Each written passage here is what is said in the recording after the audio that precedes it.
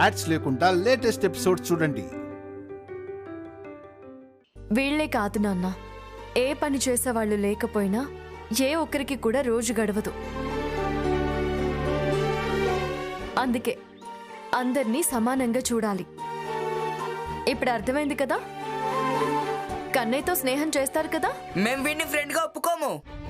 మీరేంటి aunty teacher కంటే ఎక్కువగా క్లాస్ చెప్తున్నారు? రేయ్ పదండి క్లాస్కి పోదాం.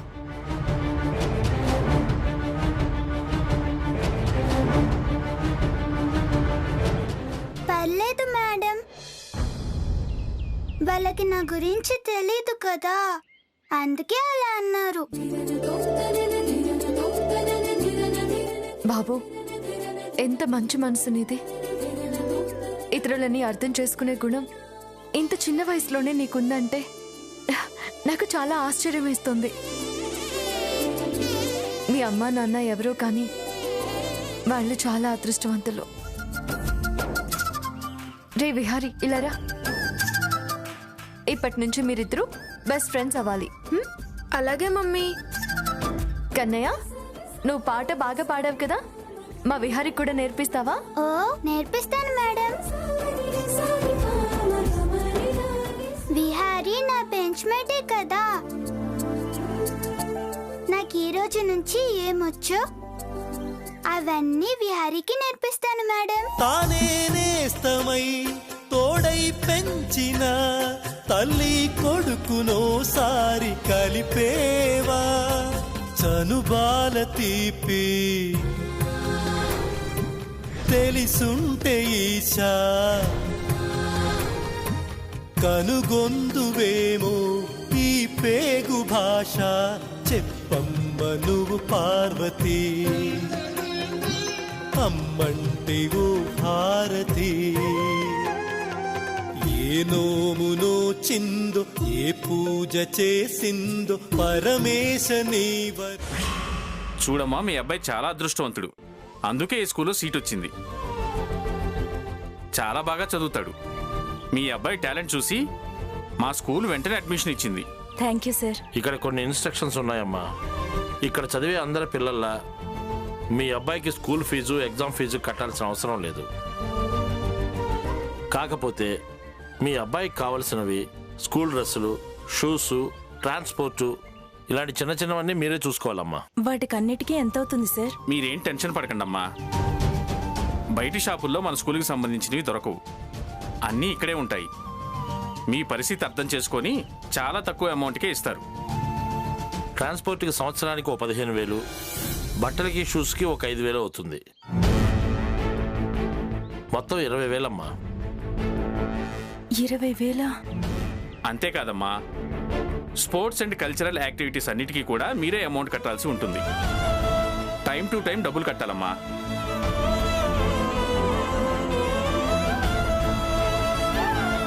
మిమ్మల్ని చూస్తుంటే స్తోమత లేదని మాకు అర్థమవుతుందమ్మా. కానీ ఏం చేస్తాం, అన్నీ వివరంగా చెప్పాలి కదా. ఎందుకంటే మీ అబ్బాయి లక్షలు కుప్పలుగా పోసి చదివించే పిల్లల కంటే ఎక్కువ చదువుతున్నాడు. సార్, ఈ బస్తీ వాళ్ళు అలాగే ఉంటారేమోనండి. ఏదైనా సంస్థ ఫ్రీగా చదివిస్తారు అనగానే వెనక ముందు ఆలోచించకుండా కష్టపడి చదివి పిల్లలు సీటు తెచ్చుకుంటారు. పాపం, వాళ్ళకు తెలియకున్నా వాళ్ళ తల్లిదండ్రులకైనా తెలియాలి కదా సార్. కొంచెం కాకపోయినా కొంచెమైనా డబ్బులు కట్టాల్సి ఉంటుందని. ప్రతి సంవత్సరం మాకు ఇదే తిప్పలు. వాళ్ళేమో ఎగ్జామ్ కండక్ట్ చేస్తారు, 100 మందిలో ఎవరో ఒకరో అదృష్టం కొద్ది సీటు తెచ్చుకుంటారు. అది తన టాలెంట్తోనే వచ్చిందని గర్వంతో స్కూల్కి వస్తారు. ఇక్కడ చిన్న చిన్న వాడికి డబ్బులు కట్టాల్సి వస్తుందని చెప్తే ఇలా బిత్తరపోయి మన ప్రాణాలు తీస్తారు. ఇది మనకి మామూలే కదా సార్. 20,000 ఎలా కట్టాలి? అంత పెద్ద మొత్తం అంటే. అమ్మా, మిమ్మల్ని చూస్తేనే అర్థమవుతుంది మీ దగ్గర రూపాయి కూడా లేదని. అలాంటిది డబ్బులు ఇక్కడ ఎలా కడతారమ్మా? మీరు కూలో నాలో చేసుకుంటూ బతుకుతున్నారనుకుంటా. ఇప్పుడు మీ అబ్బాయిని స్కూల్లో జాయిన్ చేసి ఎందుకమ్మా ఇబ్బందులు పాలవుతారు? ఉద్యోగం చేసి రెండు చేతుల సంపాదించే వాళ్ళకే ఇక్కడ ఫీజు కట్టడం చాలా కష్టం అవుతుంది. ఇక మీ పరిస్థితి ఏంటో అర్థం చేసుకోండి. చిన్న స్కూల్లో మీ అబ్బాయి బాగానే చదువుతున్నాడు కదా, ఇప్పుడు కూడా అక్కడే చదివించు. పుస్తకాలు ఫ్రీగానే వస్తాయి, బట్టలు కూడా ఫ్రీగానే వస్తాయి. ఇవే కాక ఇక్కడ పైసలు పెట్టి కొనాల్సినవన్నీ అక్కడ ఫ్రీగానే వస్తాయి. అంత మంచి అవకాశాన్ని వదిలేసి గొప్ప కోసం ఇక్కడ మీరు చదివిస్తే మీరు డబ్బుల కోసం చాలా ఇబ్బంది పడాల్సి వస్తుందమ్మా. ఒకవేళ మీరు అంత కష్టపడి మీ అబ్బాయిని చదివించినా తను బాగుపడ్డాక మిమ్మల్ని ఉద్ధరించేది ఏమీ ఉండదమ్మా. అందుకే నా మాట విని వెనక్కి వెళ్ళిపోండి. వస్తాను సార్. మంచిదమ్మా. ఒక్క నిమిషం అమ్మా. మీరు మీ అబ్బాయిని స్కూల్కి పంపించాలి అనుకుంటే ప్రతిరోజు స్కూల్ యూనిఫామ్ వేసి పంపించాలి. ఏ ఒక్కరోజు కూడా సివిల్ డ్రెస్లో రావడానికి వీల్లేదు. షూస్ పాలిష్ కూడా పర్ఫెక్ట్గా ఉండాలి. ఆలోచించి నిర్ణయం తీసుకోండి. మీకు ఒక్కరోజు కూడా టైం లేదు. అలాగే సార్.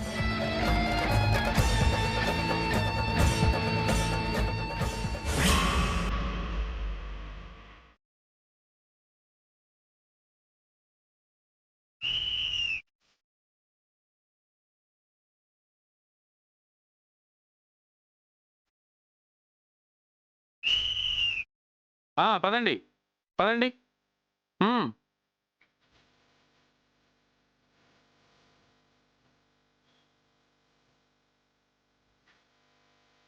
కన్నయ్య, అమ్మా, క్లాస్కి టైం అవుతుంది, నేను వెళ్తాను. నువ్వు క్లాస్కి వెళ్ళాల్సిన అవసరం లేదు నాన్న. మనం ఇంటికి వెళ్దాం పదా. ఎందుకమ్మా? నాకు ఈ స్కూల్లో సీట్ వచ్చింది కదా. టీచర్ కూడా ఇక్కడే చదువుకోమని చెప్పారు కదా. నిన్ను ఇక్కడ చదివించాలంటే డబ్బులు కట్టాలి నాన్న. మనకంత స్తోమత లేదు. ఫ్రీగానే చదువు చెప్తామని చెప్పారు కదమ్మా. నువ్వు పరీక్ష రాసి సీట్ తెచ్చుకున్నందుకు స్కూల్ ఫీజు మాత్రమే లేదు. ట్రాన్స్పోర్ట్ సంవత్సరానికి 15,000, బట్టలకి షూస్కి 5,000, మొత్తం 20,000.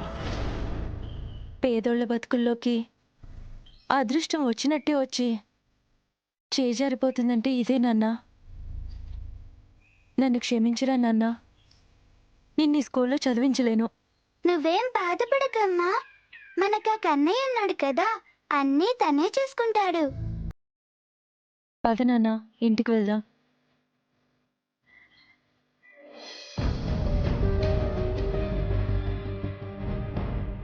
కన్నయ్య,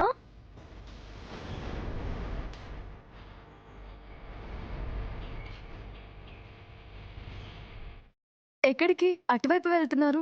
ఇంటికి మేడం. క్లాస్ స్టార్ట్ అయింది కదా, క్లాస్కి వెళ్లకుండా ఇంటికి ఎందుకు వెళ్తున్నావు? నేనే తీసుకువెళ్తున్నాను సార్.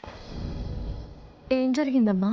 ఇక్కడ పైసలున్న వాళ్ళ పిల్లలే చదవాలి, అంతేగాని మా పిల్లలకి అర్హత లేదు బాబు.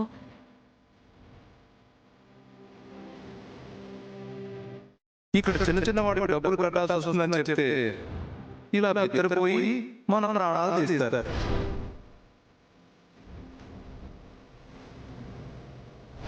చిన్న స్కూల్లో మీ అబ్బాయి బాగానే చదువుతున్నాడు కదా, ఇప్పుడు కూడా అక్కడే చదివచ్చు. పుస్తకాలు ఫ్రీగానే వస్తాయి, బట్టలు కూడా ఫ్రీగానే వస్తాయి. ఇవే కాక ఇక్కడ పైసలు పెట్టి కొనాల్సినవన్నీ అక్కడ ఫ్రీగానే వస్తాయి.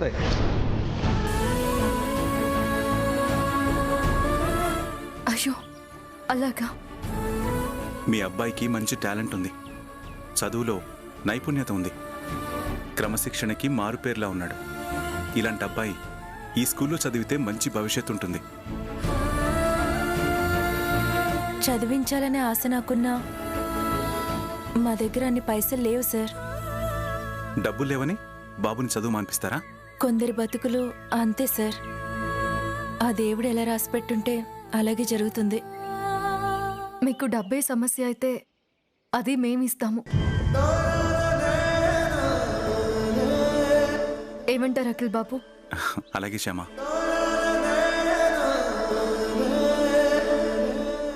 కోట్లు ఖర్చు పెట్టినా జ్ఞానాన్ని కొనలేం. అలాంటి జ్ఞానం మీ అబ్బాయికి చెప్పలేనంతుంది. ఇంత మంచిగా చదివే ఈ అబ్బాయికి సహాయం చేస్తే ఇతని ఫ్యూచర్ బాగుంటుంది. అందుకే మనస్ఫూర్తిగా చెప్తున్నాను, మీ అబ్బాయికి సంబంధించిన ఫీజు మొత్తం మేమే చూసుకుంటాం. మీ డబ్బు గురించి భయపడకండి. అయ్యో వద్దమ్మా.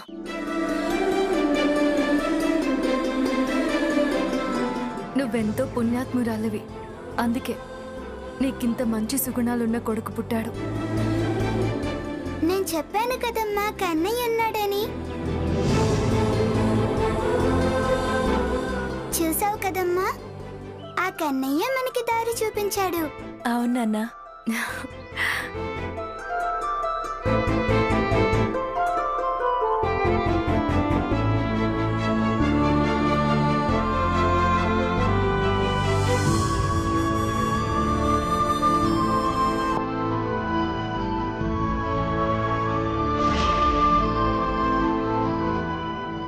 Excuse me sir. Yes coming. ఈ అబ్బాయి పేరు కన్నయ్య.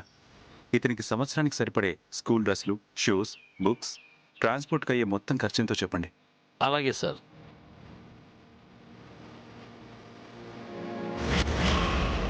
మొత్తం 20,000 రూపాయలు.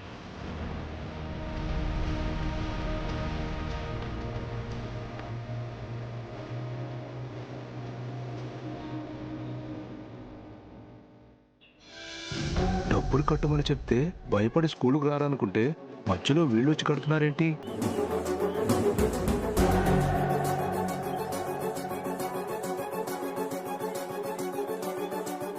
ఓకే సార్, నమస్తే. మంచిదండి. వస్తాను ఓకే, సార్. Thank you. ఏంటి సార్, పిల్లాడు చదువుకోవడం కోసం మీరు సాయం చేస్తున్నారా? అవునండి. అయినా దీన్ని సాయం అనరు, బాధ్యత అంటారు. ఎదుటి వాళ్ళు కష్టాల్లో ఉన్నప్పుడు వాళ్ళని ఆదుకోవడం అనేది తోటి మనిషిగా మన బాధ్యత. అందుకే ఈ బాబుకి ఫీజు కడుతున్నాం. అవసరమా? ఏంటండి? అదే మేడం, ఈ అబ్బాయికి మీరు ఫీజు కట్టడం అవసరమా?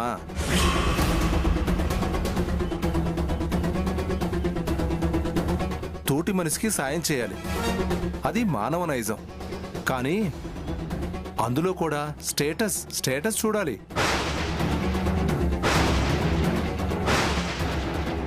వాళ్ళు మనకు సరిసమానంగా ఉన్నారో లేదో చూసుకొని కష్టాలు తీర్చాలి.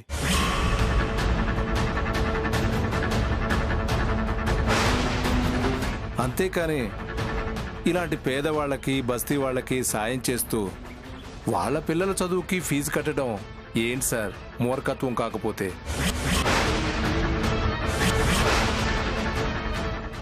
ఇక ఆపండి. విద్యని బోధించే గురువు స్థానంలో ఉన్నారు కాబట్టి నేను మిమ్మల్ని ఏమీ అనలేకపోతున్నాను. లేకపోతే మూర్ఖత్వం మంచిది కాదండి. పిల్లలకు మంచి చెడు చెప్పే మీరే పేద పిల్లలు, పెద్దవాళ్ల పిల్లలని వ్యత్యాసం చూపిస్తే ఎలా? మనమందరం మనుషులం, అందరం ఒకటే. కాకపోతే పరిస్థితులు, వాళ్ళ స్థితిగతులను బట్టి స్టేటస్లుంటాయి అంతే. వాటిని పరిగణలోకి తీసుకొని మనిషిని మనిషే హేళన చేసుకోవడం పద్ధతి కాదండి. ఇది గుర్తుపెట్టుకుంటే మీకే మంచిది. ఈ అబ్బాయికి ఎంత టాలెంట్ ఉందో మీకు తెలుసా? ఒక చిన్న స్కూల్లో చదివే పిల్లాడు పరీక్ష రాసి ఫస్ట్ ర్యాంక్ సాధించి మీ స్కూల్ వాళ్ళు అతన్ని పిలిచి సీట్ ఇచ్చేలా చేసుకున్నాడు అంటే అతని మేధాశక్తి ఏంటో అర్థమవుతుందా?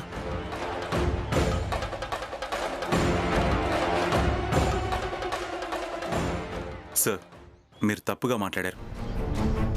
డబ్బునున్న పిల్లలే చదువుకోవాలని ఏ రాజ్యాంగంలోనూ రాసిపెట్టలేదు. చదువుకోవాలనే తపన, జ్ఞానం ఉన్న ప్రతి ఒక్కరూ చదువుకోవచ్చు. ఇలాంటి పేద పిల్లలకి మాలాంటి వాళ్ళు స్పాన్సర్ చేస్తుంటారు. మీకు వీలైతే పిల్లలకి 4 మంచి మాటలు చెప్పండి, లేదంటే సైలెంట్గా ఒక మూలన పడి ఉండండి. ఇలాంటి మనస్తత్వం ఉన్న మిమ్మల్ని ఈ స్కూల్లో ఎలా టీచర్గా చేర్చుకున్నారో ఏమో. మీ పిచ్చి మాటల వల్ల చాలామంది పిల్లలు చెడుదారిలోకి వెళ్లే అవకాశం ఎక్కువగా ఉంది. అందుకే నేను ఇప్పుడే మీ మీద ప్రిన్సిపాల్కి కంప్లైంట్ ఇస్తాను. సారీ సార్, కంప్లైంట్ ఇవ్వకండి సార్. మిమ్మల్ని ఇలాగే వదిలేస్తే మీలో మార్పు వస్తుందనే నమ్మకం నాకు లేదు. సార్ వద్దు సార్, తప్పైపోయింది సార్, ఇంకోసారి చేయండి సార్. మేడం మీరైనా చెప్పండి మేడం. మీరు ఇప్పుడు కంప్లైంట్ ఇస్తే నా ఉద్యోగం పోతుంది, నా భార్య పిల్లలు రోడ్డు మీద పడతారు మేడం. ఇప్పుడు అర్థమైందా? మనం తెల్ల బట్టలు వేసుకున్నాం కదా అని గతాన్ని మర్చిపోయి అహంతో మాట్లాడకూడదు. అదే జరిగితే గతం రిపీట్ అవుతుంది. నన్ను క్షమించండి మేడం. కానీ ఇంకోసారి ఇలాగే ఎవరి దగ్గరైనా ప్రవర్తించినా, ఈ అబ్బాయిని పల్లెత్తు మాట అన్నా ఖచ్చితంగా అప్పుడు ప్రిన్సిపల్కి కంప్లైంట్ ఇస్తాను. Okay sir.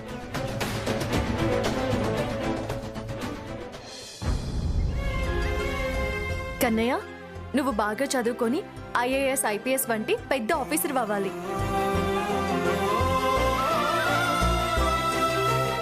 ఇప్పుడు నిన్ను అవమానించిన వాళ్ళు అప్పుడు నీకు దండం పెట్టేలా చేయాలి. ఇలాంటి వాళ్ళ నోర్లు నువ్వు మూయించాలి. నీకు అండగా నిలిచిన వాళ్ళకి మంచి పేరు ప్రతిష్టలు తీసుకురావాలి. తప్పకుండా మేడం. నాకు ఆ కన్నయ్య ఉన్నాడు కదా మేడం, నేనేది అనుకుంటే కన్నయ్య అది ఇచ్చేస్తాడు. ఇక నీకేం భయం లేదు, మేము మొత్తం ఫీజు పే చేసాం కదా. Thank you Kannayya. ఇప్పుడు నువ్వు ఎంచక్క ఈ స్కూల్లోనే చదువుకోవచ్చు. Thank you sir. మీ మేలు జన్మలో మర్చిపోలేను మేడం. పర్లేదు. అవును, మీరు ఎలా వచ్చారు? నడిచే వచ్చాం మేడం. అఖిల్ బాబు, వీళ్ళని మనం కార్లో డ్రాప్ చేద్దామా? చేద్దాం శ్యామ. వద్దు సార్, మీకు ఇప్పటికే నేను చాలా రుణపడి ఉన్నాను. అయినా కారెక్కే భాగ్యం ఈ పేదదానికి లేదండి. నేను బాబు నడిచి వెళ్తాం. అలా అనొద్దండి. కన్నయ్య పెద్దయిన తర్వాత కారు కొనేస్తాడు కదా, దానికే భాగ్యం లేదనుకోవడం ఎందుకు? నా మాట విని మీరు మాతో రండి, మీ ఇంటి దగ్గర డ్రాప్ చేస్తాం. మమ్మీ. సరే మేడం. వచ్చేసావా విహారీ? పద వెళ్దాం, రండి.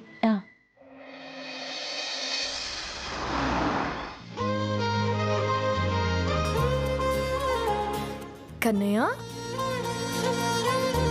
కన్నయ్య, మీ ఇంటికి దారి చెప్పు నాన్న. అలాగే సార్. ఇలా స్ట్రైట్ గా వెళ్ళి రైట్ తీసుకోండి.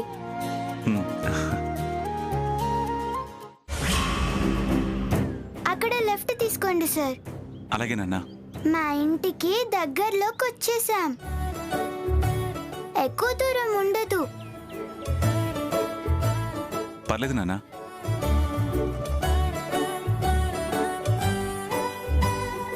కన్నయ్య, ఏంటి మేడం? నువ్వు ఇంతకు ముందు చదువుకున్న చిన్న స్కూల్కి మీ ఇంటికి చాలా దూరం అనుకుంటా కదా? అవును మేడం, చాలా దూరం. మరప్పుడు నువ్వు ఎలా వెళ్ళేవాడివి? ఎలా ఏంటి మేడం, నడిచే వెళ్ళేవాణ్ణి.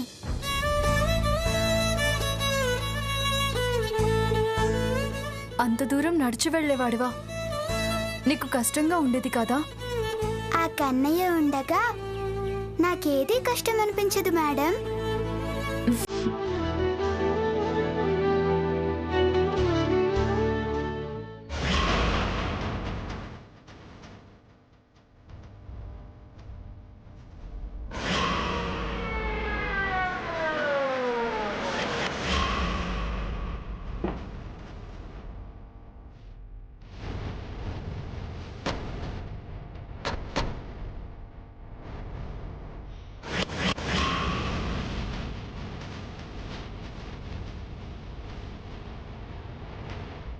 మీరుంటున్నది ఈ ఇంట్లోనేనా? అవును సార్, ఆ పక్కనే అవుట్ హౌస్లో ఉంటున్నాం. నా భర్త ఇక్కడే డ్రైవర్గా పనిచేస్తున్నాడు.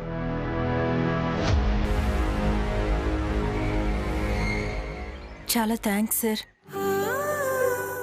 Thank you madam. ఈరోజు మీరు లేకపోతే నా కొడుకు జీవితం ఏమైపోయి ఉండేదో.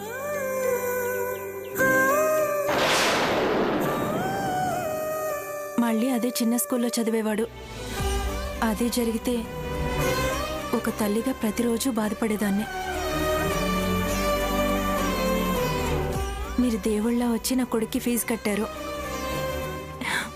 మీ రుణం ఎప్పటికీ తీర్చుకోలేను. అయ్యో వద్దండి. కన్నయ్య చాలా బాగా చదువుతాడు. ఇలాంటి పిల్లల్ని ఎంకరేజ్ చేస్తే ఫ్యూచర్లో సమాజానికి ఎంతో ఉపయోగపడతారు. ఎంతో మందికి న్యాయం చేస్తారు.